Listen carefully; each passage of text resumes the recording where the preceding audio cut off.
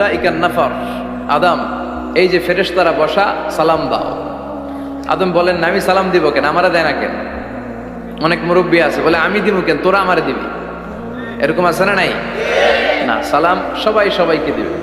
স্বামী স্ত্রীকে দিবেন, স্ত্রী স্বামীকে দিবেন, বড়রা ছোটদের দিবেন, ছোটরা বড়দের দিবেন, এক ভাই আরেক ভাইকে দিবেন, বোন ভাইকে দিবেন। তাহলে ফ্যামিলির মধ্যে শান্তি দিয়ে ফ্যামিলিটাকে সমৃদ্ধ করে দিবে কে? কারণ সালাম অর্থই শান্তি। সালাম অর্থ কি? ফ্যামিলির মধ্যে আমাদের এই সালামের প্রচলন নাই। বিশ্বনবী সাল্লাল্লাহু আলাইহি ওয়াসাল্লাম স্ত্রীদেরকে আগে সালাম দিতেন, সাহাবাদেরকে আগে সালাম দিতেন। মা আয়েশা বলেন, এত বছর বিশ্বনবী সংসার করলাম, একদিনও আগে সালাম দিতে পারি নাই। সবসময় বিশ্বনবী আমাকে আগে সালাম দিয়ে দিতেন। তো সাইয়েদনা আদমকে সৃষ্টি করার পরে আল্লাহ বললেন, আদম সাল্লিম আলা উলাইকা নাফার, বুখারীর বর্ণনা, ফেরেশতাদের এই দলটাকে তুমি সালাম দাও। সাইয়েদনা আদম আলাইহিস সালাম অহংকার করেন নাই। তিনি বলেন নাই যে কেন দিব, ফেরেশতারে বলেন না আমারে দিতে, এটা বলছে না, উনি সালাম দিলেন। ফলে ওনার অন্তর থেকে অহংকার মুক্ত করে দিল কে? বিশ্বনবী বলেছেন, আল বাদিউ বিস সালামি বারিউম মিনাল কিবর, আগে আগে যে সালাম দিয়ে দেয় আল্লাহ তার অন্তর থেকে অহংকার তুলে নেয়। মান কানা ফি কলবিহি হাববাতু খারদাল মিনাল কিবর লা ইয়াদখুলুল জান্নাতা আবাদা, যার অন্তরে জাররা পরিমাণ অহংকারের ছিটে ফোঁটা থাকে সে আল্লাহর জান্নাতে ঢুকতে পারবে। আল্লাহর জান্নাতে ঢুকবে বিনয়ীরা। কারা?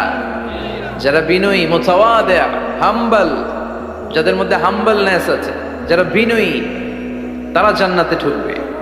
তো সাইয়েদনা আদম আলাইহিস সালাম বিনয়ের পরিচয় দিলেন, কিন্তু শয়তানকে আল্লাহ বললেন উসজুদু, শয়তানকে বললেন শয়তান সেজদা দাও। ফেরেশতাদেরকে যখন অর্ডার করেছে সেজদা দাও, শয়তান বলল আল্লাহ আমি সেজদা দিব না, অহংকার করলো, সে নিজে নিজে উপরে উঠতে চাইলো। সে বলল খালাকতানি মিন নার ওয়া খালাকতাহু মিন তিন, আপনি আমাকে বানিয়েছেন আগুন দিয়ে, আগুনের ধর্ম উপরের দিকে ওঠা, আগুন জ্বালিয়ে দিলে লেলিহান শিখা কই যায়? উপরে যায়। ওয়া খালাকতাহু মিন তিন, আর আদমকে বানিয়েছেন আপনি মাটি থেকে, তা আমি কেন সেজদা দিব? আদমই না আমারে দিবে। আল্লাহ শয়তানকে চির জাহান্নামী বানিয়ে দিল। চিল্লায় বলেন ঠিক কিনা?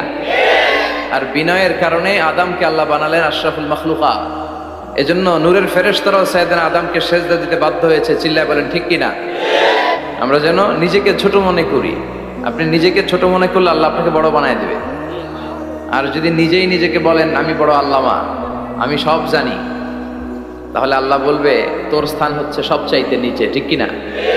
আবু নওয়াস একজন কবি ছিলেন, উনি বলেছেন ওয়াকুল্লি মাইয়াদ্দাঈ ফিল ইলমি ফালসাফাতান হাবাসতা শাইআন ওয়া গাবাত আনকা আশিয়াউ, কেউ যদি তোমারে বলে যে আমি সব জানি, তুমি দুই আঙ্গুল দেখিয়ে বলো তুমি কিচ্ছু জানো না, তোমার শিখার অনেক বাকি। জাননেওয়ালার উপরও জাননেওয়ালাও আছে। ঠিক কিনা? এজন্য আমরা যেন বিনয়ী হই। বিনয়, হাম্বলনেস, আরবিতে বলে তাওয়াদু, এটা খুবই জরুরি। এগুলো আমাদের মধ্যে এখন নাই। আমাদের মধ্যে ইগো প্রবলেম আছে না নাই? অহংকার, জেলাসি, অ্যারোগ্যান্স, এগুলো থেকে সম্মানিত ভাইয়ের আমাদেরকে বেরিয়ে আসতে হবে। দেখবেন সমাজে যারা খুবই হাম্বল, বিনয়ী, তাদেরকে সবাই পছন্দ করে না? আর অহংকারীদের কেউ পছন্দ করে না। সামনে সালাম দেয়, পিছনে গালি দেয়। কথা বলেন? এজন্য অহংকারী হবেন না, বিনয়ী হবেন। বিশ্বনবী বলছেন আল্লাহ আপনি আমার বিনয়ী বানান, আপনি আমার ধৈর্যশীল বানান, আপনি আমার শুকর গুজার বানান। আমার চোখে আল্লাহ আপনি আমারে ছোট বানান, মানুষের চোখে আপনি আমারে বড় বানান। এই বাণীটা একটা বিপ্লবী বাণী, লা ইলাহা মুহাম্মাদুর। এটা যারা অন্তরে একবার প্রবেশ করতে পারে সে সত্য ছাড়া চোখে আর কিছু দেখে না। এই কালেমার পক্ষে শক্তি যারা, তারা সত্য আর ন্যায়ের পক্ষে। চিল্লায় বলেন ঠিক কিনা? এটা পৃথিবীর সবচাইতে শ্রেষ্ঠ জিকির, আফদালুজ জিকির লা ইলাহা। আবার বিশ্বনবী বললেন মান ক্বালা লা ইলাহা ইল্লাল্লাহ সিদকান মিন কলবিহি দাখালাল জান্নাহ, অন্তর থেকে একনিষ্ঠতার সাথে একবার যে লা ইলাহা পড়বে ওই লোকটা জান্নাতে প্রবেশ করবে। তার অপকর্মের কারণে, তার পাপের কারণে হয়তো সে পানিশমেন্ট পাবে জাহান্নামে, কিন্তু ফাইনালি সব শেষে সে জান্নাতে ঢুকবে। ঠিক কিনা? এটা একটা বিপ্লবী বাণী। এই বাণীর অর্থ, এটার ইম্পর্টেন্স, এটার সিগনিফিকেন্স আর তাৎপর্য যে বুঝে সে আল্লাহ ছাড়া কারো সামনে মাথা নত করতে পারে না। চিল্লায় এখন ঠিক কিনা? তাফসীর ফি জিলালিল কুরআনের রচয়িতা সাইয়্যিদ কুতুব শাহিদ, নাম শুনছেন? গোটা বিশ্বব্যাপী তার নাম আর ডাক। তিনি ফি জিলালিল কোরআন লেখে গোটা বিশ্বের যুবকদের অন্তর কাঁপিয়ে দিয়েছিলেন। এই সমাজে তিনি জাহালাত দেখে এই জাহালাতের বিরুদ্ধে কলম ধরেছেন আর যুগশ্রেষ্ঠ তাফসির রচনা করেছেন, তাফসির ফি জিলালিল কোরআন। এটার অনেক ভাষায় ট্রান্সলেশন হয়েছে, বাংলায় পাওয়া যায়, খুব সম্ভব আল কোরআন একাডেমি লন্ডন এটা ট্রান্সলেট করেছে। তো উনি এই কালিমার পক্ষে থাকার কারণে, ইসলামী আন্দোলনের কারণে তৎকালীন প্রেসিডেন্ট জামাল আব্দুল নাসের ওনাকে ফাঁসি দেওয়ার আদেশ দিয়েছে, ফাঁসির কাস্টে ঝুলিয়ে মৃত্যুদণ্ডের অর্ডার করেছে। তো জেল কোডের নিয়ম অনুযায়ী যাদেরকে ফাঁসি দেওয়া হবে, হ্যাঙ্গিং করা হবে, হ্যাঙ্গিং করার ঘন্টাখানিক আগে ওই কারা কর্তৃপক্ষ থেকে নিয়োগ দেয়া জেলখানার ইমাম সাহেব এসে তাদেরকে লা ইলাহা পড়ায়। কি পড়ায়? লা ইলাহা ইল্লাল্লাহ পড়ায়। তো সৈয়দ কুতুব শাহিদ উনিও যখন ওনাকে ফাঁসির কাস্টে ঝুলানো হবে, ওই মুহূর্তে জেল কোডের নিয়ম অনুযায়ী ইমাম সাহেব এসে সৈয়দ কুতুব সাহিবকে বলতে আরম্ভ করলো যে আমি আপনাকে কালিমা পড়াতে এসেছি, আপনি পড়েন লা ইলাহা ইল্লাল্লাহ। সৈয়দ কুতুব শাহিদ বললেন আমারে কালিমা শিখাতে এসো না, আমি কালিমা খুব ভালো জানি। যেই কালিমা পড়ার, যে কালিমা তুমি ফাঁসির আসামিদেরকে পড়ানোর কারণে মান্থলি বেতন পাও, ওই কালিমার ব্যাখ্যা করার কারণে আমাকে ফাঁসির কাস্টে ঝোলা লাগছে। তুমি কালিমা পড়াও, তুমি বেতন নাও, আর আমি কালিমার ব্যাখ্যা করার কারণে আমার ফাঁসি হয়, তার মানে তোর কালিমা আর আমার কালিমা এক কালিমা না। কালিমার মধ্যে পার্থক্য আছে না নাই? কালেমায় কালেমায় পার্থক্য আছে। ওই কারা কর্তৃপক্ষের নিয়োগ করা ইমাম সাহেবের লা ইলাহা ইল্লাল্লাহ আর তাফসির ফি জিলালিল কোরআনের রচয়িতা সৈয়দ কুতুব শাহিদের লা ইলাহা এক কালিমা নয়, এক লা ইলাহা নয়। চিল্লা এখন ঠিক কিনা? পার্থক্য আছে, আলাদা। এজন্য আসল লা ইলাহার অনুসারী হতে হবে। লা ইলাহার ধারক এবং বাহকরা হচ্ছে সত্য এবং ন্যায়ের পক্ষে। যত বিপদ আসে, যত আপদ আসে, যত ঝুঁকি আসে, পাহাড় সম ঝুঁকিকে ডিঙ্গিয়ে তারা লা ইলাহার কালেমার পতাকাকে উড়িয়ে দেয়। চিল্লায় বলেন ঠিক কিনা? তোমার জিহ্বাটা যেন আল্লাহর জিকিরে সবসময় ভিজা থাকে। কি থাকে? সবসময় যেন পড়ি সুবহানাল্লাহ, আলহামদুলিল্লাহ, লা ইলাহা ইল্লাল্লাহ। সব সময় যেন আমরা পড়ি আল্লাহু আকবার। বিষ্ণু বললেন আহাব্বুল কালাম ইলাল্লাহি আরবা। খেয়াল রাখবেন, আল্লাহর কাছে সবচেয়ে প্রিয় কথা চারটা। কয়টা? আহাব্বুল কালামি ইলাল্লাহি আরবা। আল্লাহর কাছে সবচাইতে প্রিয় কালাম হচ্ছে চারটা। লা ইয়াদুররুকা বিআইহিন্না বাদাতা। এই চারটার কোনটা দিয়ে শুরু করবে এটা তোমার ব্যাপার, আগে পরে করলেও কোনো সমস্যা নাই। চারটার একটা হচ্ছে সুবহানাল্লাহ, আরেকটা হচ্ছে আলহামদুলিল্লাহ, আরেকটা হচ্ছে লা ইলাহা ইল্লাল্লাহ, আরেকটা হচ্ছে আল্লাহু আকবার। এজন্য সব সময় আল্লাহর জিকির করতে রাজি আছেন তো? আল্লাহরে ডাকতে রাজি আছেন? ফাযকুরুনি ওয়াশকুরুলি। আল্লাহ বলেন যদি আমার জিকির করো আমিও তোমাদের জিকির করি, যদি আমার স্মরণ করো আমিও তোমাদের স্মরণ করি। আবার বিশ্বনবী বললেন, আল্লাহ ঘোষণা দেন ফাইন যাকারানি ফি নাফসি যাকারতুহু ফি নাফসি। আমার বান্দা যদি একা একা আমার জিকির করে আমি আমার বান্দাকে একা একা স্মরণ করি। ওয়া ইন যাকারানি ফি মালাইন যাকারতুহু ফি মালাইন খায়রিম মিনহু। আর মহা সম্মেলনে যদি বান্দা আমারে স্মরণ করে আমি এর চাইতে শ্রেষ্ঠ মহা সম্মেলন ফেরেশতাদেরকে নিয়ে আমার বান্দাকে স্মরণ করি। ওয়া ইন তাকাররাবা ইলাইয়া শিবরান তাকাররাবতু ইলাইহি যিরাআন। আমার বান্দা যদি আমার দিকে এক বিঘত আসতে চায় আমি আমার বান্দার দিকে এক হাত এগিয়ে যাই। আমার বান্দা যদি আমার দিকে এক হাত আসতে চায় আমি আমার বান্দার দিকে দুই হাত চলে যাই। ওয়া ইন আতানি ইয়ামশি আতাইতুহু হারওয়ালা। আর আমার বান্দা যদি আমার কাছে হেঁটে হেঁটে আসতে চায় আমি আমার গোলাপের দিকে দৌড়ে দৌড়ে যাই। ওই আল্লাহরে ভুলে গিয়ে আমরা মাজারে যেয়ে সিজদা দেই, কপাল পোড়া। আছে না নাই? দোদেল বান্দা কালমা চোর, না পায় শ্মশান না পায় ঘোর, দিন থাকিতে আয়রে পথে ছাইড়া দে ভণ্ডামি ভণ্ডামি ভণ্ডামি ভণ্ডামি, ছাইড়া দে ভণ্ডামি। ঠিক কি না? ভণ্ডামির সাথে আমাদের সম্পর্ক আছে? মাজার পূজার সাথে ইসলামের কোনো সম্পর্ক আছে? নামাজ কালাম পড়ে না ইবলিশ শয়তানের নানা। অনেক জায়গায় আছে দেখবেন লাল সালু দিয়া উঁচু করা। সাইয়েদনা আলীকে মদিনায় বিশ্বনবী পাঠালেন আর বললেন যত উঁচু মাজার দেখো ভেঙে মাটির সাথে গুড়িয়ে দাও। কবরস্থান উঁচু হবে না, কবর হবে সমান। এটাকে সেফটি দেওয়ার জন্য, সিকিউরিটি দেওয়ার জন্য আপনি চারদিকে সিম্পল বেড়া বা দেয়াল দিতে পারেন যাতে গরু ছাগল যে এই কবরের অসম্মান না করে। আমরা আশরাফুল মাখলুকাত, আমরা বেঁচে থাকলেও যেমনি সম্মান আছে আমাদের, মরে গেলেও সম্মান আছে না নাই? আল্লাহ বললেন ওয়ালাকাদ কাররামনা বানি আদম, আমি বনি আদমের সম্মান বাড়িয়ে দিয়েছি। জীবিত অবস্থায় যেমনি সম্মান, মরে গেলেও সম্মান, ঠিক কিনা? বিশ্বনবী দেখলেন একটা লাশ যাচ্ছে, লাশ দেখে নবী দাঁড়িয়ে গেলেন। সাহাবারা বললেন ইয়া রাসূলুল্লাহ ইন্নাহু ইয়াহুদি, এটা ইহুদির লাশ। দাঁড়ালেন কেন? বসেন। বিশ্বনবী বললেন আওয়ালাইসাত নাফসান, এটা কি মানুষ না? এটা হোক না ইহুদি, হোক খ্রিস্টান, হোক নাস্তিক, এটা তো মানুষ। আমি তো মানুষকে সম্মান দিয়েছি। I have dignified the status of the sons of Adam. আমি বনি আদমের সম্মানকে বাড়িয়ে দিয়েছি। সবার উপরে মানুষ সত্য, তাহার উপরে নাই। এজন্য কবরকে সিকিউরিটি দিতে হবে, কিন্তু গম্বুজ বানানো যাবে, লাল সালু দেয়া যাবে, মাজারে আগরবাতি দেয়া যাবে, মোমবাতি, মশারি।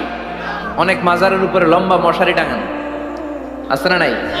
ওর বাবারে মশাই কামড়ায়, কত বড় ডাকাত। তো মশাই যদি নিচ থেকে তাড়াইতে না পারে, ও তোমারে কি করবে? কথা বলেন। মশা তাড়াতে পারে না নিজের গা থেকে, তোমারে কি বাঁচাবে? দেখবেন যে লোকটা মাজারে মশারি দেয়, ওর বাবার ডেঙ্গু জ্বর, ওর বাপেরে মশাই খায়, ওর মারে মশাই খায়। গোটা বিশ্বের সবগুলো আল্লাহর ওলি যদি একটা গ্লাসের পানিতে ফু দেয়, আর আপনার মা যদি আপনার মাথার মধ্যে হাত বুলিয়ে দেয়, আপনার মা যদি আপনার বুকে একটা ফু দিয়ে দেয়, সব পীর সাহেব একদিকে, মায়ের দোয়া আরেকদিকে। মায়ের দোয়া মুহূর্তে আবার আল্লাহর আরশে পৌঁছে যাবে।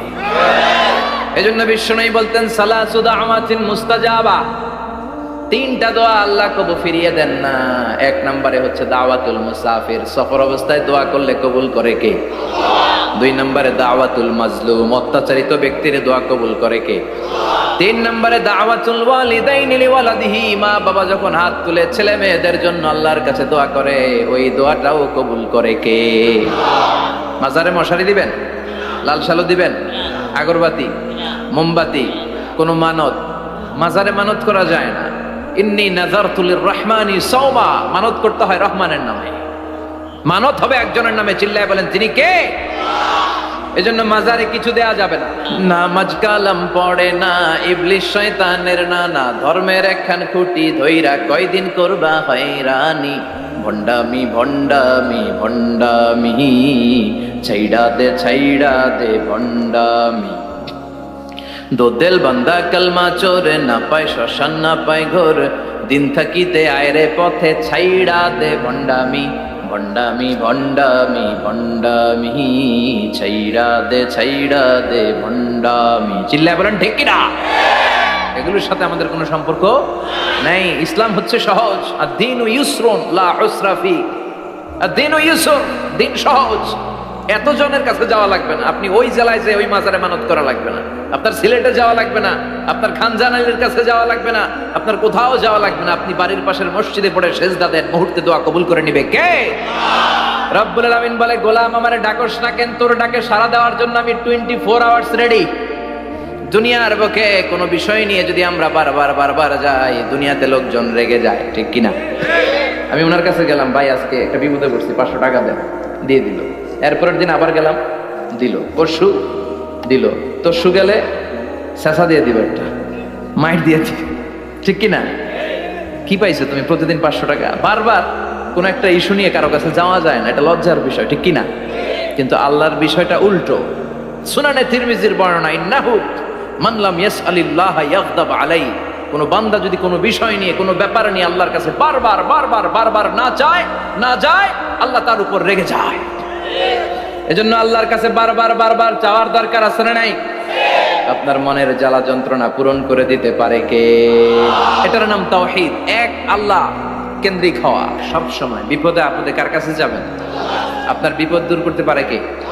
আপনারে অসুস্থ থেকে সুস্থ বানায় দিতে পারে কে? মনের জ্বালা যন্ত্রণা মিটাতে পারে কে? আল্লাহ ছাড়া কেউ পারবে? কোন মুফাসসিরে কোরআন আপনারে বাঁচাতে পারবে? কোন আল্লাহর ওলি বাঁচাতে পারবে? এমনকি আল্লাহর কোন পয়গাম্বার, কোন নবী আপনার কিচ্ছু করতে পারে? লিতাকুনু শুহাদা আলান নাস, তোমাদেরকে হতে হবে উম্মাতান ওয়াসাতান, মধ্যমপন্থী উম্মাত, মাঝামাঝি থাকতে হবে। কিন্তু আমরা এদেশে মার্জিনালাইজ করে ফেলি। যারা চরমনায়ের মুরিদ, অন্যদেরকে আর দেখা যাবে না। যারা শর্ষিনার মুরিদ, এরাই সব, অন্যদিকে যাওয়া যাবে না। যারা জামাত ইসলাম, অন্যদিকে আর যাওয়া যাবে না। যারা হেফাজতে ইসলাম, অন্য কারোর মধ্যে আর হক নাই। যারা আহলে হাদিস, এরা তো সব নিয়েই গেছে। সব হক সুন্নাহ এদের কাছে, কারো মুখের কোনো কথা এদের কাছে কোনো দাম নাই। আপনি যত হকের কথা বলেন এদের দলেই নাকি ঢুকতে হবে। আমরা যেন মাঝামাঝি হই। আপনি তাবলিগ করতে পারেন, করেন, খুব ভালো। তাবলিগের ভাইদের একটা ভালো গুণ হচ্ছে নিজের খেয়ে নিজের পরে ইসলামের দাওয়াত দেয়, ঠিক কিনা? নিজের টাকা ভেঙে দাওয়াত দিচ্ছে তো, তাদের কারণে অনেকে কালিমা শিখছে, অনেকে নামাজ শিখছে, তাদেরও কন্ট্রিবিউশন আছে না নাই? তো যারা তাবলিগ করেন, আপনি মনে করবেন না যে সব হক সব সত্য, শুধু আপনি হকের ডিলার এটা মনে করবেন না। সব সত্য হক এটা আপনার বাবার দাদার সম্পত্তি এটা মনে করবেন না। সব দলের মধ্যে হক থাকতে পারে, বরং সব দলের ভালো ভালো জিনিসগুলো নিয়ে নিজেকে সাজানো দরকার। কথা বলেন? জামাত ইসলামের মতো, হেফাজতে ইসলামের মতো আন্দোলনের স্পিরিট থাকতে হবে। চিল্লা এখন ঠিক কিনা? আমার সুন্নি ভাইদের মতো নবীর প্রেম অন্তরে থাকতে হবে। চিল্লা এখন ঠিক কিনা? তাবলিগের ভাইদের মতো হৃদয়ে ইখলাস থাকতে হবে। এই সবগুলোর সমন্বয় হচ্ছে ইসলাম, সবগুলোর সমন্বয় ইসলাম।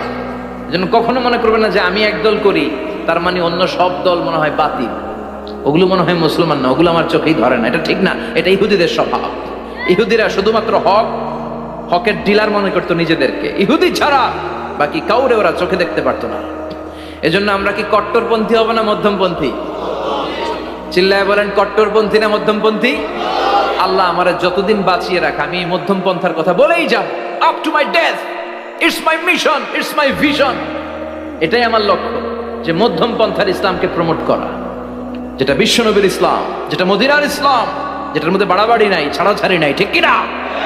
We have to go back to our Lord. আমাদেরকে ফিরে যেতে হবে আমাদের রবের কাছে। আমরা কেউ আজীবন থাকতে আসি নাই। থাকতে পারবো আজীবন? দাদা চলে গেল, বাবা চলে গেল, মা চলে গেল, মামা চলে গেল, খালু চলে গেল, এরপর আমাদের টনক নড়ে না, তাই না? পাগল পাড়া হয়ে আছে এই পৃথিবীর জন্য।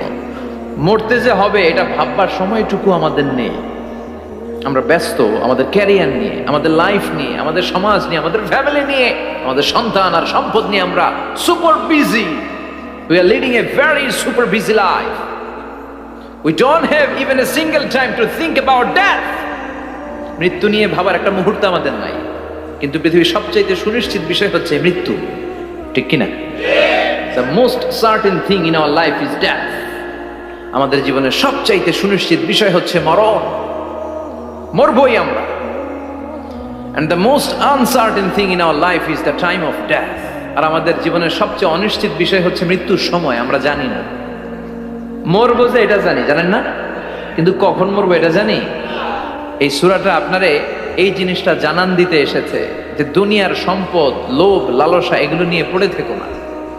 এই যে আমাদের ফ্যামিলি, আমাদের বাচ্চা কাচ্চা, আমাদের এত টাকা পয়সার হিসেব, মাস শেষে বাড়ি ভাড়া, গ্যাসের বিল, এটা সেটা, আপনি কি মনে করছেন যে আপনি চলে গেলে এগুলো থেমে থাকবে? কিছুই থেমে থাকবে না, সব চলবে আগের মতো। থাকবেন না আপনি। এমন দুনিয়া যেটাতে আমি নাই, সব চলে।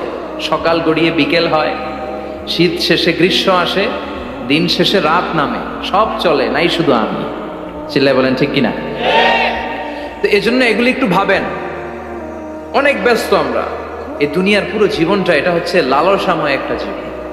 লোভ, মরিচিকা, মায়াজাল, এই মায়াজালে আমরা আটকে আছি। ফলে মৃত্যুর কথা আমরা ভুলে গিয়েছি।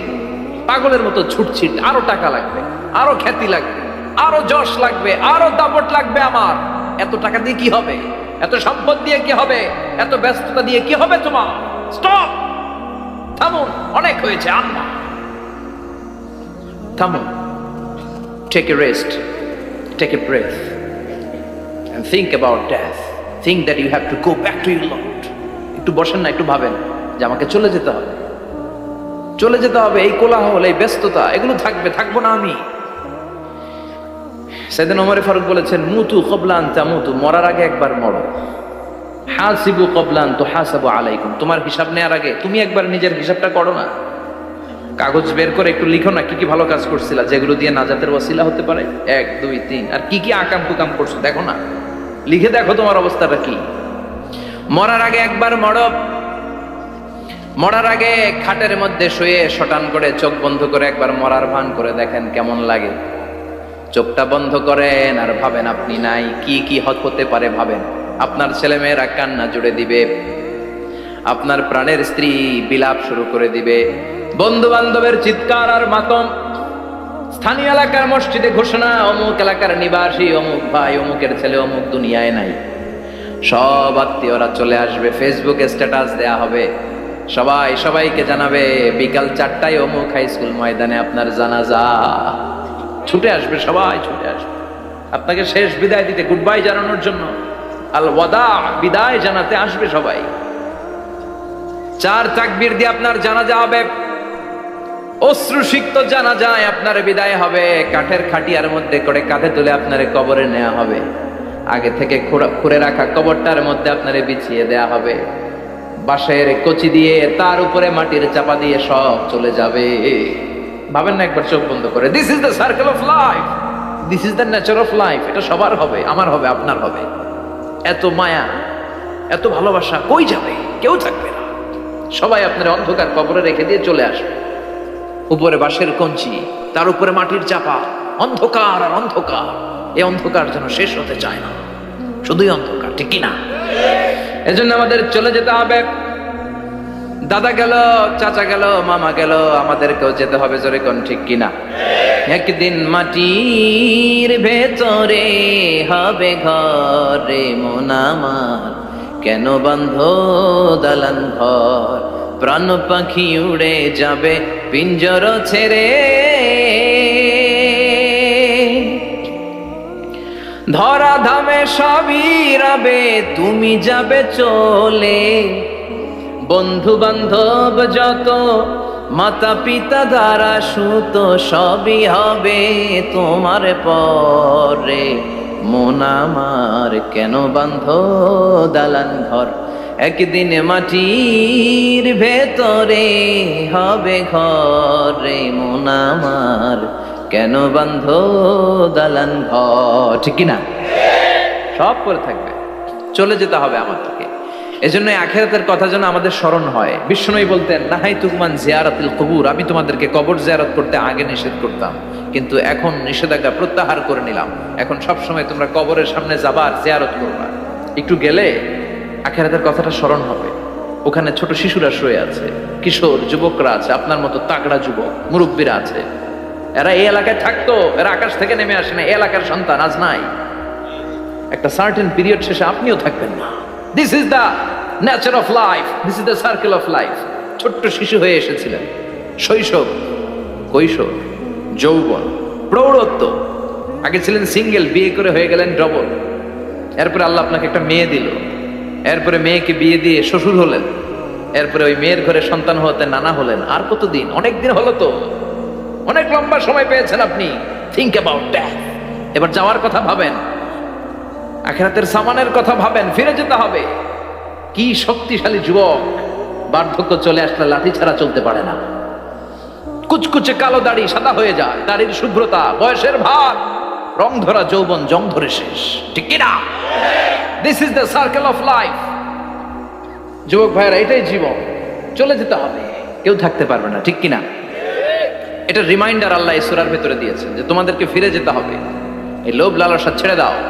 রব্বুল আলামিন বলেন, আল্লাকুমুত তাকাসুরু হাত্তা যুরতুমুল মাকাবির। ও গোলাম, দুনিয়ার সম্পদ, লোভ লালসা তোদেরকে পাগল বানিয়ে দিয়েছে।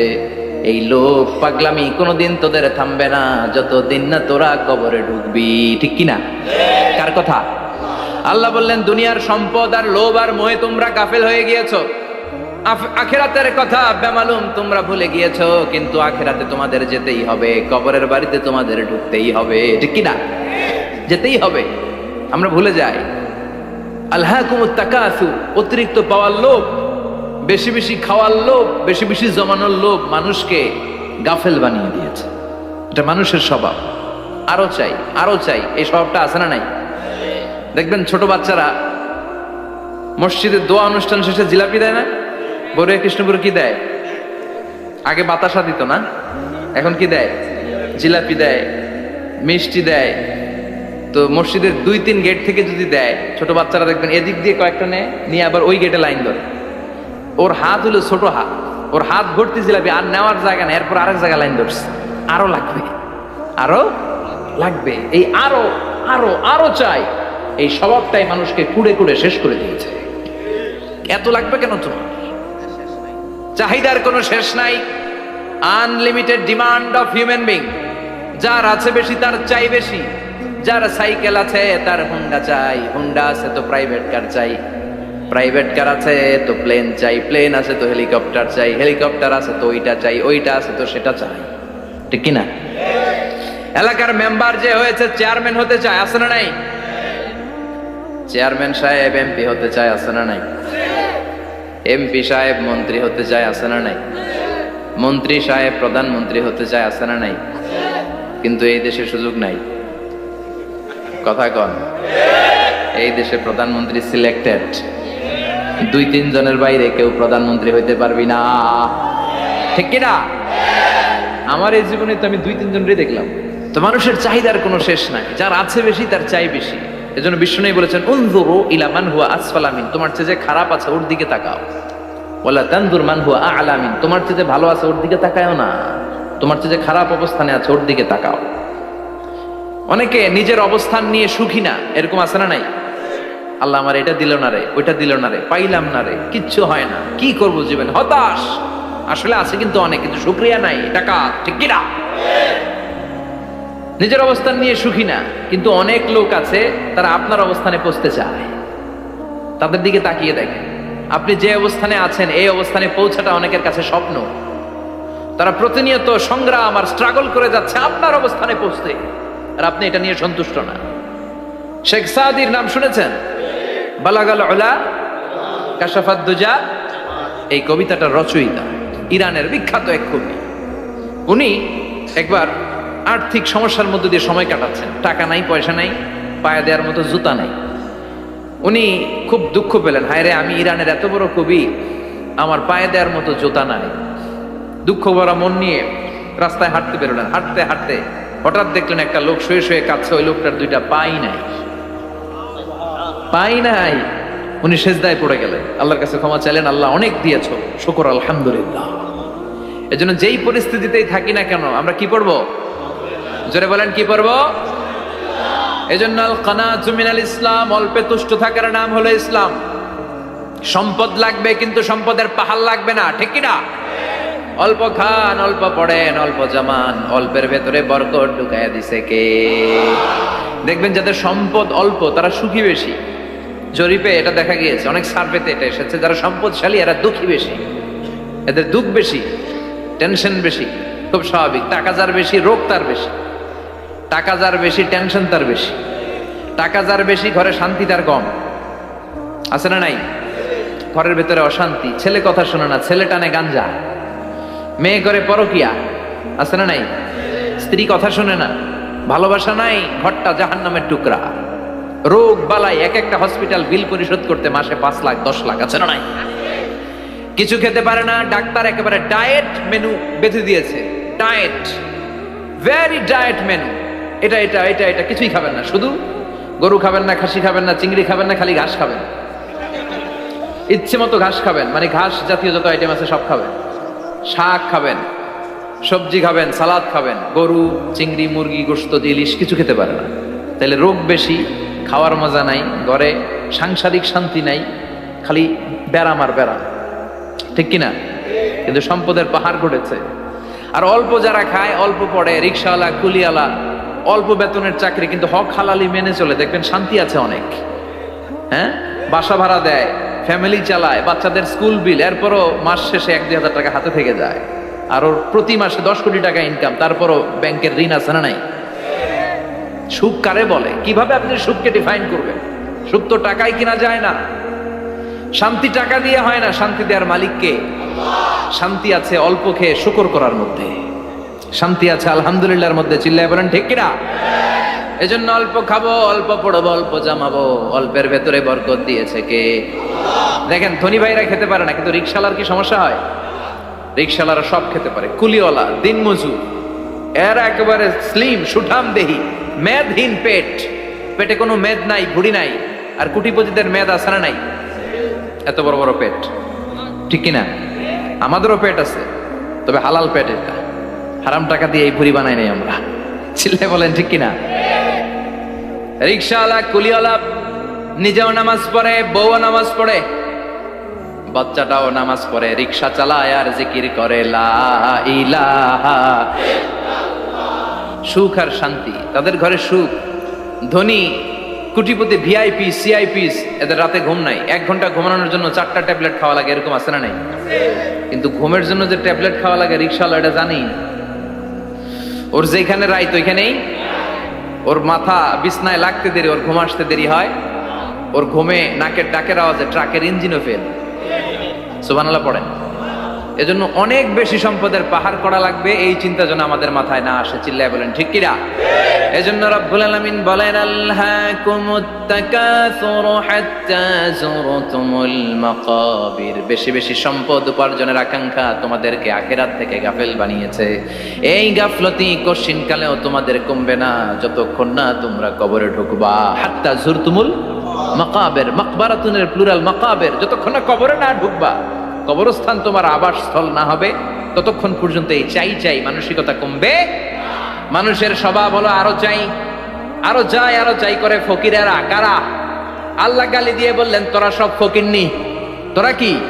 ইয়া আইয়ুহান নাসু আনতুমুল ফুকারাউ ইলাল্লাহ ওয়াল্লাহু হুয়াল গানিয়ুল হামিদ। সুবহানাল্লাহ পড়েন। আল্লাহ ডেকে বললেন গোলাম আনতুমুল ফুকারা ইলাল্লাহ, তোমরা সবাই ফকির, ধনী হলো একজন, তিনি কে? আল্লাহ শুধু ধনী। আর মানুষের স্বভাব হচ্ছে আরো চাই, আরো চাই। ওর 2 তলা বিল্ডিং, আমার 3 তলা লাগবে। ওর 2টা গাড়ি আছে, আমার 3টা লাগবে। আছে না নাই? বিশ্বনবী বললেন কিয়ামতের আগ দিয়ে মানুষের মধ্যে আকাঙ্ক্ষায় প্রতিযোগিতা বেড়ে যাবে, প্রতিযোগিতামূলক টেন্ডেন্সি। কার চেয়ে কে বড় হতে পারে, কার চেয়ে কে বেশি টাকার পাহাড় বানাতে পারে। আছে না নাই? বিশ্বনবী বললেন ওয়ান তারাল হুফাতাল উরাতাল আলাতা রিয়া আশ-শাইয়াতা তাওয়ালুনা ফিল বুনিয়ান। কিয়ামতের আগে এমন কিছু লোক যাদের গায়ে দেওয়ার মতো জামা ছিল না, পায়ে দেওয়ার মতো জুতা ছিল না, পেটে দেওয়ার মতো খাবার ছিল না, সমাজের কেউ তাদেরকে চিনতো না। হঠাৎ করে এই লোকগুলো ধনী হয়ে যাবে। And they will start to construct, they will compete to construct high rises building in the cities. শহরে গ্রামে এরা বড় বড় বিল্ডিং বানানো শুরু করবে, সরকারের কাছাকাছি চলে আসছে। এই যে বিল্ডিং বানানোর প্রতিযোগিতা, কুমিল্লা শহরে আজ থেকে 20-25 বছর আগে 5 তলা 6 তলা একটা বিল্ডিং ছিল না, এখন 10 তলা 20 তলা। আছে না নাই? ঢাকায় আজ থেকে 20 বছর আগে 10 তলা বিল্ডিং খুঁজে পাইতেন আপনি? নাই। গোটা বিশ্বব্যাপী এখন টাওয়ার বানানোর প্রতিযোগিতা। বিশ্বনবী বললেন এদের কোনো টাকা ছিল না। পৃথিবীর সবচেয়ে বড় টাওয়ার এখন আরব দেশে, এদের কোনো টাকা ছিল না। আরব দেশের সৌদি আরব, কাতার, কুয়েত, বাহরাইন এখন স্বর্ণ আর তেলের খনি পেয়ে আল্লাহরে ভুলে যায়। এদের খাওয়ার মতো কিছু ছিল না। এদেরকে আমার দাদারে শুনতাম বলতো কাবলিওয়ালা বলতো। কি বলতো? এদেশে আসতো জায়নামাজ, তসবি ছড়া, খেজুর টেজুর বিক্রি করার জন্য। এরা জেলে পাড়ার লোক ছিল। আরব সাগরের তীরবর্তী এলাকার মানুষ, সাগরের মাছ বেড়ে এরা জীবন ধারণ করতো। আল্লাহ এদেরকে তেলের খনি দিলেন, গ্যাসের খনি দিলেন। এখন তারা বড় বড় টাওয়ার বানায়। আছে না নাই? বুর্জ আল খলিফা, কি উঁচা বিল্ডিং, 828 মিটার উঁচু। জেদ্দায় আছে 1000 মিটার উঁচু কিংডম টাওয়ার। তাইওয়ানে আছে তাইপেডাং টাওয়ার 101 তলা। মালয়েশিয়া আছে পেট্রোনাস টুইন টাওয়ার 88 তলা। চায়নাতে আছে সাংহাই টাওয়ার, একটার পর একটা টাওয়ার। প্রতি বছর অ্যানাউন্স করতেছে যে ওদেরটা আছে আমাদেরটা বড় বানা। কাতার কয় ওরা বানাইলে আমরা পারবো না কেন, আমরা বানাবো আরো বড়। আছে না নাই? শাগালাত কুমুত তাকাসুর, যে আরো লাগবে, আরো বড় হতে হবে। এই টেন্ডেন্সি মানুষকে আখিরাত থেকে একেবারে গাফেল বানিয়ে দিয়েছে। চিল্লায় বলেন ঠিক কিনা? টাকার পাহাড় বানাতে চায়, দরকার থাকলেও চায়, না দরকার থাকলেও চায়। বর্তমান পৃথিবীর সবচেয়ে ধনী লোকটার নাম জানেন? কি নাম? হ্যাঁ, বিল গেটস। ওর যে কত টাকা ও নিজেও জানে। ওর পকেট থেকে যদি $100 একটা বান্ডিল পড়ে যায়, এটা তুলতে ওর যত সময় লাগবে, ও না তুলে যদি হেঁটে যে আইডিয়া নিয়ে হাঁটতেছিল ওইটা নিয়ে হাঁটে, ওদিকে আরো বেশি ইনকাম হয়ে যায়। এত টাকা তার, এটা তোলার সময় তো তার নাই। ওয়ারেন বাফেট নাম শুনছেন? হাজার হাজার কোটি ডলারের মালিক। Prince Walid bin Talal, Saudi ধনকুবের নাম শুনেছেন? ওর একটা বিমান আছে, প্রাইভেট জেট প্লেন। এই বিমানটার 70% মেড অফ গোল্ড। বিমানের 70% স্বর্ণ দিয়ে বানানো। গত কয়েক বছর আগে আমি ব্রুনাই গিয়েছিলাম। ব্রুনাইয়ের সুলতানের নাম হাসান আল বালখিয়া। উনি একটা প্যালেস আরবিতে বলে কাসার, মানে হচ্ছে রাজপ্রাসাদ, পৃথিবীর সবচাইতে বড় রাজপ্রাসাদ ব্রুনাইতে বান্দার শ্রী বেগাওয়ানে অবস্থিত। আমি গিয়েছি ওখানে। প্রায় 1800 থেকে 2000 কক্ষ আছে ওই প্যালেসে, রাজপ্রাসাদে। ওই রাজপ্রাসাদের টয়লেটের কমোড গুলো মেড অফ গোল্ড, স্বর্ণ দিয়ে বানানো। নাউজুবিল্লাহ পড়বেন না। এই হাসান আল বালকিয়া নিজে বিমান চালায়। ওর সংগ্রহে 500টা রোলস রয়েস লাক্সারিয়াস কার আছে। 500 রোলস রয়েস। গুগল ইউটিউব যারা করেন সার্চ দিলে দেখবেন ওর কি পরিমাণে গাড়ি। রোলস রয়েস গাড়ি হচ্ছে one of the luxurious car in the world. Car ব্র্যান্ডের মধ্যে যত দামি কার ব্র্যান্ড আছে এর মধ্যে রোলস রয়েস একটা, যেগুলোর দাম কমসে কম এদেশের টাকায় 8 কোটি থেকে 10 কোটি টাকা। আচ্ছা বললেন, এই গাড়িগুলো যারা হাই প্রোফাইলের ভিআইপিস, তারা ফ্যামিলির সবাইকেও যদি একটা করে গাড়ি দেয়, একজনের কয়টা গাড়ি দরকার? 5টা, 10টা, 20টা। বললাম যে 20টা গাড়ি লাগবে না, 500 গাড়ি দিয়ে উনি কি করবে? তার সংগ্রহে 500টা রোলস রয়েস। স্বর্ণেরও গাড়ি আছে, তার স্বর্ণের পালঙ্ক আছে, আমি দেখে এসেছি। পোরশে, ফারারে, লাম্বরগিনি, এই টাইপের যে ব্র্যান্ডগুলো আছে, অভাব নাই। তার মানে আছে, যার বেশি চায় তত বেশি। চিৎকার করে বলেন ঠিক কিনা? এজন্য আল্লাহ বললেন, আল্লাহকুমুত তাকাসুরু হাত্তা যুরতুমুল মাকাবির। দুনিয়ার লোভ তোমাদেরকে আখিরাত থেকে গাফেল বানিয়ে দিয়েছে। দুনিয়ার লোভ লালসার মধ্যে পড়ে আখিরাতকে বেমালুম তোমরা ভুলে গিয়েছো। এই গাফলতি কোনোদিন কমবে না যতদিন না তোমরা কবরে ঢুকো। ঠিক কি না? সম্পদ উপার্জনে ইসলাম বাধা দেয় না, কিন্তু সম্পদ হৃদয়ে স্থান দেয়া যাবে না। সম্পদ উপার্জন করতে হবে, খরচ করে ফেলতে হবে। বেশি সম্পদশালী হতে হলে আল্লাহর সন্তুষ্টির জন্য যাকাত দিতে হবে। কে দিতে হবে? দে যাকাত, দে যাকাত, তোর দিল খুলবে পরে, আগে খোলো খাত। দে যাকাত, দে যাকাত, তোরা দে রে যাকাত। ঠিক কি না? দিল পরে খুলবে, আগে হাত খোলেন। হাত খুললে দেখবেন দিলটারে খুলে দিয়েছে কে? সাইয়েদনা মুসা আলাইহিস সালামের জামানায় ওনার চাচাতো ভাই ছিল মিশরের সবচাইতে বড় ধনী, যাকাত দেয় নাই। তার কি করুণ পরিণতি হয়েছে কোরআনে আছে না নাই? এত সম্পদ ছিল, তার সম্পদগুলো সে সিন্ধুকে আটকে রাখতো। আর এই সিন্ধুকের চাবিগুলো আলগানোর জন্য, কাঁধে নেওয়ার জন্য 10 জন লোক লাগতো। সিন্ধুক কাঁধে নেওয়ার জন্য, সিন্ধুকের চাবির গোছা কাঁধে নেওয়ার জন্য কয়জন? তাহলে কি পরিমাণ সম্পদ ছিল? সাইয়েদনা মুসা বললেন, সম্পদের মালিক তুই হস নাই, আল্লাহ বানাইছে। কারণ বলে, ইন্নামা উতিতুহু আলা ইলমিন ইনদি, আল্লাহ আমারে সম্পদ দেয় নাই, আমি আমার মেধা খাটিয়ে সম্পদ বানিয়েছি। যাকাত আমি দিব না। মুসা বললেন, তাহলে আযাবে পড়বি। কারণ পারলে আযাব আন, পারলে আযাব আনো। আল্লাহ বললেন, ফাখাসাফনা বিহি ওয়া বিদারহিল আরদ। ও মুসা, নিরাপদ দূরত্বে চলে যাও, এখনই ভয়ঙ্কর ভূমিকম্প হবে, আযাব দেব। কারণ সহ কারণের সব সম্পদ আমি জমিনের ভেতরে ঢুকাইয়া দেব। আমি নিজে কারণের বাড়ি দেখে এসেছি। মিশরের রাজধানী কায়রো থেকে প্রায় 150 কিলো দূর একটা জেলা আছে, ফায়ুম জেলা। ওইখানে কারুনকে আল্লাহ তার সব সম্পত্তি সব মাটিতে দাবিয়ে দিয়েছে। দাবাতে দাবাতে হাঁটু পর্যন্ত যখন কারুন জমিনে দেবে যায়, ভাবছে উঠে যাবে। কোমর পর্যন্ত যখন মাটির মধ্যে দেবে যায়, ভাবছে উঠতে পারবে। গলা পর্যন্ত যখন দেবে যায়, হাত তুইলা কয়, আমি ঈমান আনলাম। ও মুসা, সব সম্পদ তোর আর তোর আল্লাহর লইয়া যাও, খালি আমারে বাঁচা, আমারে। সব গাদ্দারদের একই পরিণতি। ফেরাউনরেও যখন আল্লাহ লোহিত সাগরে পানি খাওয়াতে খাওয়াতে পেটটা এত বড়, হাত তুলা কয়, আনা মিনাল মুসলিমিন, আমি মুসলমান, আমি ভালো মানুষ। আল্লাহর কোরআন সাক্ষী, সে বলেছে, আনা মিনাল বনি ইসরাইলরা যে আল্লাহরে মানে, আমিও তারে মানি, আমিও আল্লাহর দলের একনিষ্ঠ কর্মী। আর পানি খাইতে পারি না, আল্লাহ বাঁচাও। আল্লাহ কয়, আরো খা। শেষ, ফেরাউন শেষ, নমরুদ শেষ, কারুন শেষ। পুরো সম্পদ সহ আল্লাহ কারুনকে জামিনের ভেতরে দাবিয়ে দিলেন। এজন্য সম্পদ যাদের বেশি, যাকাত দেওয়ার দরকার আছে না নাই? দারিদ্রতা বিমোচনের জন্য যাকাত দিবেন। যাকাতের শাড়ি, লুঙ্গি এইভাবে না। অনেকে কিন্তু দেয় জাকাতের শাড়ি, জাকাতের লুঙ্গি, জাকাতের গামছা, এরকম ডাকাইত আছে না নাই? বাংলাদেশে এমনও হয়েছে, জাকাতের শাড়ি দিবে বলে সে পত্রিকায় নিউজ করেছে, আর ওই শাড়ি আনার জন্য শাড়ি দিবে 5000, মানুষ এসেছে 5 লক্ষ। পদপৃষ্ঠ হয়ে 11 জন নারী এক জায়গায় মারা গিয়েছে। কিয়ামতের দিন আল্লাহ বিচারের কাঠগড়ায় এই বিজনেস ম্যাগনেটকে দাঁড়িয়ে সেদিন জিজ্ঞাসা করবে যে, কেন তুই এদেরকে কষ্ট দিয়েছিলি? চিল্লা এখন ঠিক কিনা? এদের মৃত্যুর দায়ভার এই শিল্পপতি এড়াতে পারবে না। জাকাতের শাড়ি, জাকাতের লুঙ্গি বিতরণের জন্য আল্লাহ তোমারে ধনী বানায় নাই, ধনীদের দায়িত্ব হলো গরিবের হাতে সম্পদ পৌঁছে দেয়া। ওয়া ফি আমওয়ালিহিম হাক্কুন লিসাইলি ওয়াল মাহরুম। গরিব আমার কাছ থেকে সম্পদ আর যাকাত নিয়ে সে আমার প্রতি করুণা করেছে, আমি যাকাত দেই বলে আমি কোনো দয়া দেখাই নাই। কথা বুঝতে পেরেছেন? আইডিয়াটা ক্লিয়ার করে নেন। যাকাত দেয়া আমার জন্য কি? কথা বলেন, ফরজ। আর যে যাকাত নেয় তার জন্য যাকাত খাওয়া কি ফরজ? আমি গরিব মানুষ, আমি যাকাত খাবো না, না খাইয়া থাকুম, রোজা রাখুন। কথা কন। আমার যে যাকাত নেওয়া লাগবে এমন কোনো কথা নেই, কিন্তু আমি যে ধনী আমার দিতেই হবে, এটা ফরজ। তার মানে আমি দিয়ে আমি দয়া করি নাই, ও নিয়ে আমারে বাঁচাইয়া দয়া করে গেছে। চিৎকার করে বলো ঠিক কিনা?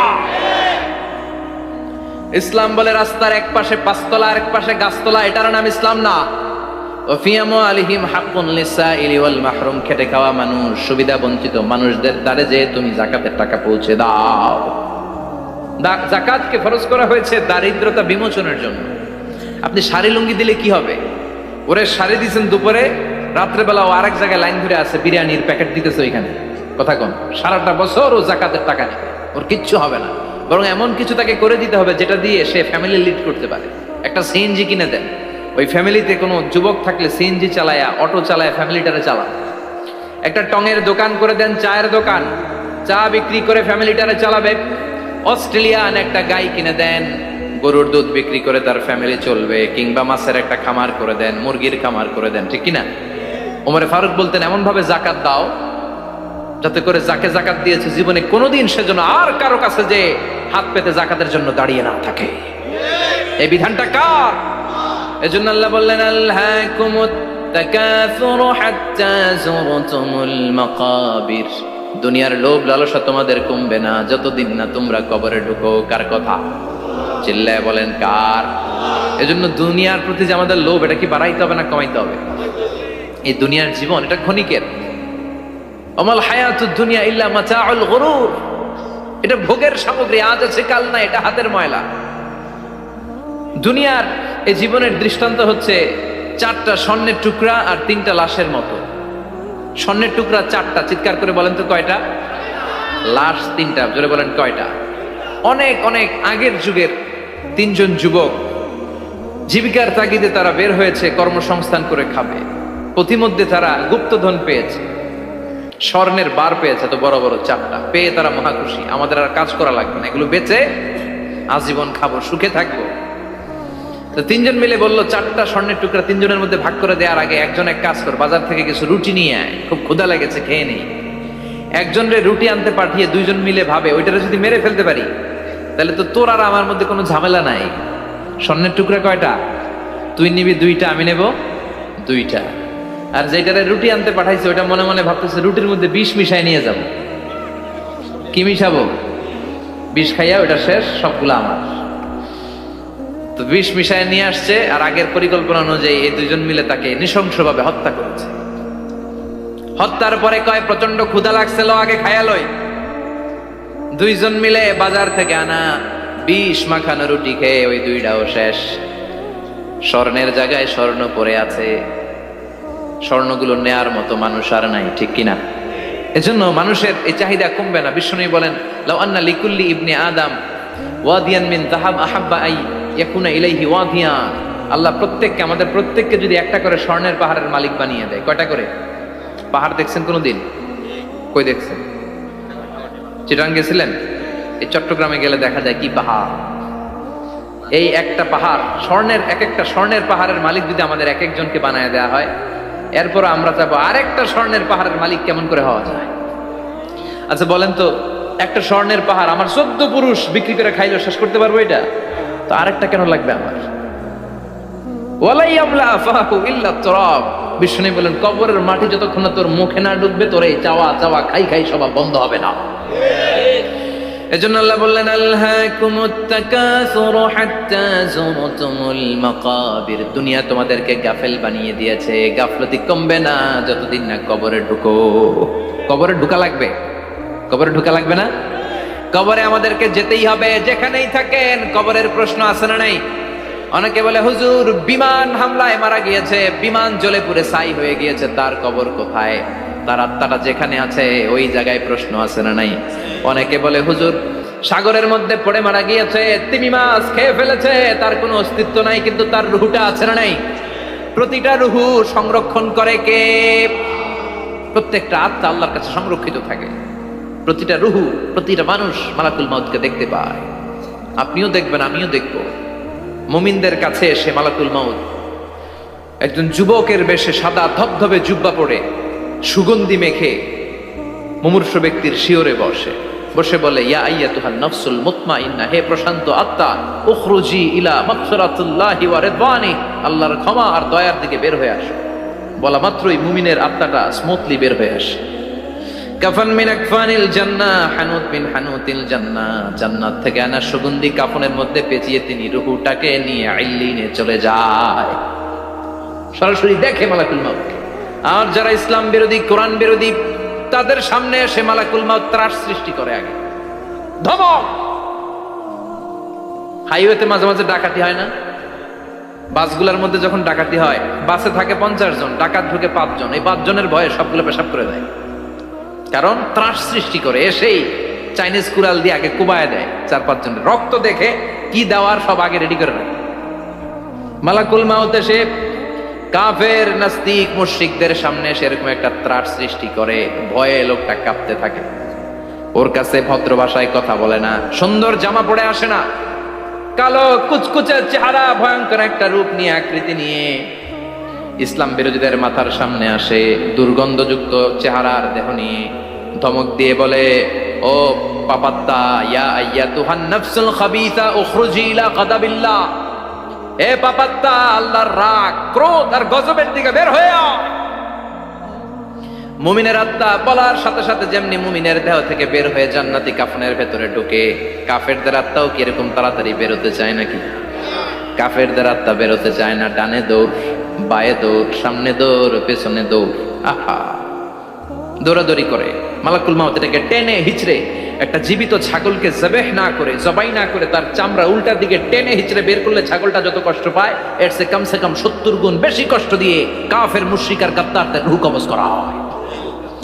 আল্লাহ, এই পরিস্থিতি থেকে তুমি আমাদের বাঁচাও। মুমিনদের রূহ যেমনি কবজ হয়, ওইভাবে রূহ কবজের ব্যবস্থা করে দিও। ইমানের মৃত্যু নসিব করে দিও, শাহিদি মৃত্যু নসিব করে দিও। আমাকে শহীদ করে সেই মিছিলে শামিল করে নিও, যে মিছিলের নেতা মীর হামজা, হুবাইবে খাব্বাব, আল্লাহর কাছে ছিল অতি প্রিয়, শামিল করে নিও। আমাকে শহীদ করে সেই মিছিলে শামিল করে নিও। পড়েন আমিন। আর জোরে পড়েন আমিন। তার মানে বিমান দুর্ঘটনায় হোক, কিংবা লঞ্চ ডুবিতে হোক, কিংবা আগুনে পড়ে হোক, কিংবা আত্মঘাতী হামলায় হোক, যে যেখানেই মারা যায়, কবরের 3টা প্রশ্ন তার জন্য আছে না নাই?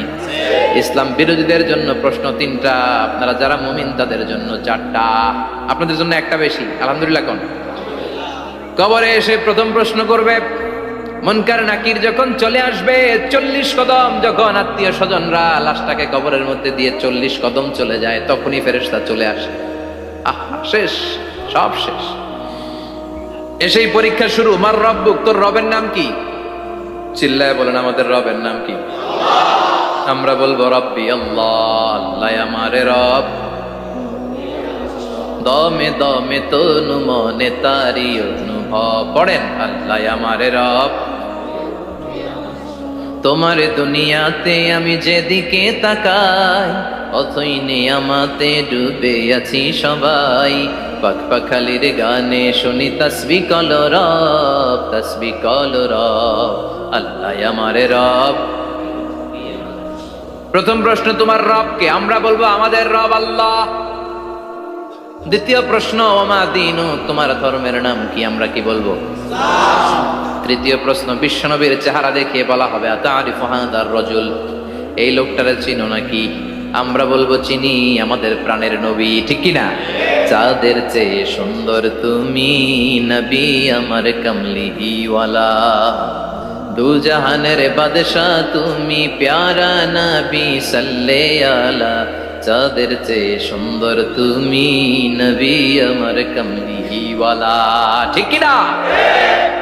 তিনটা প্রশ্নের যথাযথ উত্তর যখন দিয়ে দিলেন, আপনার জন্য অতিরিক্ত আরেকটা প্রশ্ন করা হবে, ওয়ামা ইলমু, তোমার নলেজ কি? তিনটা প্রশ্নের উত্তর যে তুমি করতে পারলা, কিভাবে পারলা, কেমনে জানলা? নকল করে বলছো নাকি জেনে বুঝে আসছো? নকল হয় না? এখন তো পরীক্ষা চলতেছে বোধহয়। কি পরীক্ষা? এসএসসি পরীক্ষা। নকল হয়? কৃষ্ণপুরে নকল নাই না? এখন মনে হয় এগুলো একটু কমছে। একটা সময় ছিল অনেক নকল হইতো। পাঞ্জাবের ভিতরে নকল, পকেটে নকল, টুপির ভিতরে নকল, মৌজার ভিতরেও নকল। এমনকি মেয়েরাও নকল করে পরীক্ষার হলে আসে না নাই? স্কেলের মধ্যে লিখে নিয়ে যায়, হাতের মধ্যে লিখে নিয়ে যায়, ওড়নায় লিখে নিয়ে যায়, কাপড়ে লিখে নিয়ে যায়, আসে না নাই? ফেরেশতারা বলবে নকল করছো নাকি? কেমনে জানলা? তিনটা প্রশ্নের উত্তর তুমি কেমনে বললা? আল্লাহ তোমার রব, ইসলাম তোমার ধর্ম, এই লোকটা বিশ্বনবী, কেমনে চিনলা? আপনাকে তখন বলতে হবে আমি কোরআন থেকে শিখেছি, আমি হাদিস থেকে শিখেছি, আমি ইসলাম জেনে বুঝে মেনেছি, আমি আন্দাজে কোথাও ঘুরি নাই। চিল্লা এখন ঠিক কিরা? আপনাকে বলতে হবে। এজন্য শিখতে হবে, প্রতিনিয়ত ইসলাম সম্পর্কে জানতে হবে, আখের গোছাতে হবে, জীবনটাকে আলোকিত করতে হবে। চিল্লায় বলেন ঠিক কিরা? চারটা প্রশ্নই যখন হয়ে গেল, ফেরেশতারা বলবে আহলান ওয়া সাহলান ওয়া মারহাবান বিক, খোশামদেদ, কংগ্রেচুলেশন, খোশামদেদ, কংগ্রেচুলেশন, সব প্রশ্নের উত্তর তুমি পেরেছো। ফায়ুফসাহু লাহু কবরুহু ৭০ যিরান, আপনার কবরটারে ৭০ হাত লম্বা করে দেয়া হবে। ওয়ায়ুফতাহু লাহু বাবুন ইলাল জান্নাহ, আপনার কবর থেকে জান্নাতের দিকে দরজা খুলে দেয়া হবে। ওয়ায়ুলবাসু মিন লিবাসি আহলিল জান্নাহ, জান্নাতের দুইটা রেশমি কাপড়ের পোশাক এনে আপনারে পরিয়ে দেয়া হবে।